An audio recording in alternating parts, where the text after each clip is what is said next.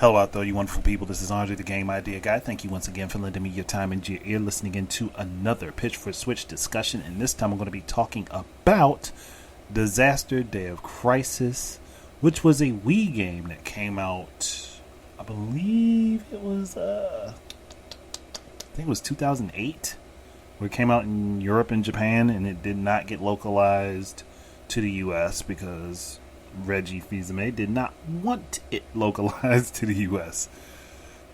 I unfortunately feel like that was a mistake. Even as much as I like Reggie, I disagree with him. Like, that was a mistake. Because that game had some very unique mechanics to it, at least for the way the game was set up, that you don't see anywhere else. And that's why I'm kind of like, it was a mistake to just write this off because your own personal preferences said you didn't like it. So I think an HD remaster of the game that makes it look like it does during the pre-made cutscenes and bumping the frame rate up, oh gosh, that game would be a lot of fun. That game would be a lot of fun to have. And then there's additional control types that they can add to the game now that weren't available before. There's just a lot more that they can do with it. Like, the game was,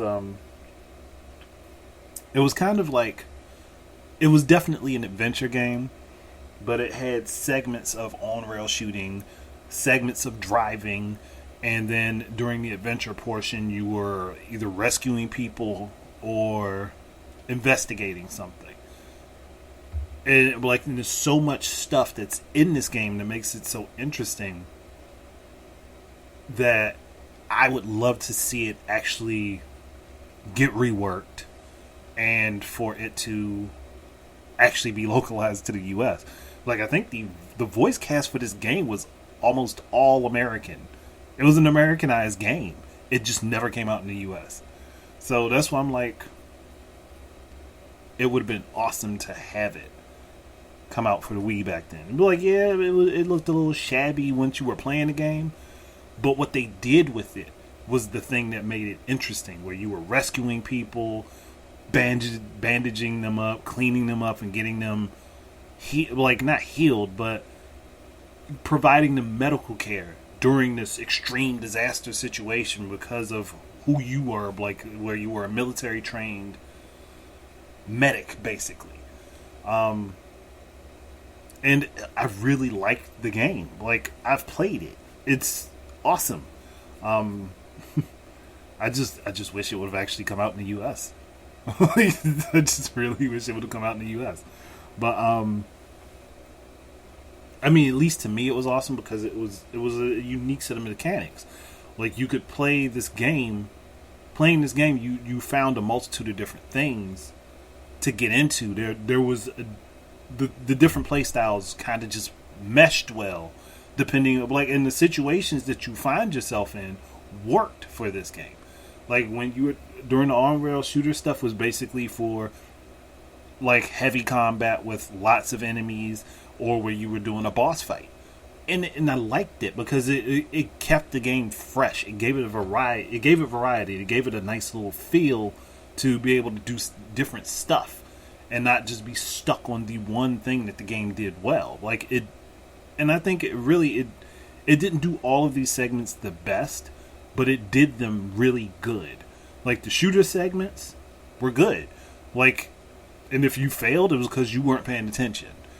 The driving sections, I mean, a couple of them that I remember playing, you could get yourself turned around and accidentally kill yourself. But if you're paying attention, again, it's easy to handle.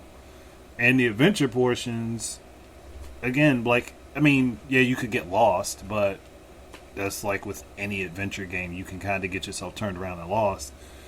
But with all the stuff that was available, the maps and stuff, and being able to rescue and save people, and it had this really dynamic skill tree. You could get weapons and things in between stages because of the store that allowed you to purchase stuff. For, like, it worked. I really liked what was developed there. Like, and it was a good game. Now, I mean, yeah, I can understand Reggie himself personally didn't like it. He felt like it wasn't worth it. Like, but the game was already made and had all the effort already put into it. They could have just done like they did with Xenoblade and just bring it over as it was, just localized. Literally, just the code localized for the US market. That's all they needed to do. But the game itself, it was pretty decent. Like, and it would have been minimal cost to Nintendo of US to bring it over, just like Xenoblade Chronicles was. But I mean, again, it's just one of those things where they would have had to, and I don't think really a lot of people knew about what Disaster was, even though it was kind of advertised in gaming magazines. Not a whole lot of people understood what the game was or knew what it was about or got to really get themselves wrapped up in it. I kind of did, but that's a whole other thing to think about. It's just it's a unique game. I would love to see it put back out on the Switch, just with better aesthetics, a better frame rate. It just cleaned it up. Like, the voice acting wasn't the best, but they did. I think they did a pretty decent job from what I remember. So honestly, it just needs to be remastered and put out. It's one of those games that needs to be remastered and just put out for the Switch. That's it. I don't really have anything else to say here. So, if anybody's interested, wants to support the channel, you can go ahead and my book is on sale on Amazon. My poetry book. Links are down in the description. The first two links there for the ebook or the paperback. Otherwise, thank you guys very much for listening. Keep your eyes and ears out for more stuff from me. And until the next time, enjoy your games. Peace out.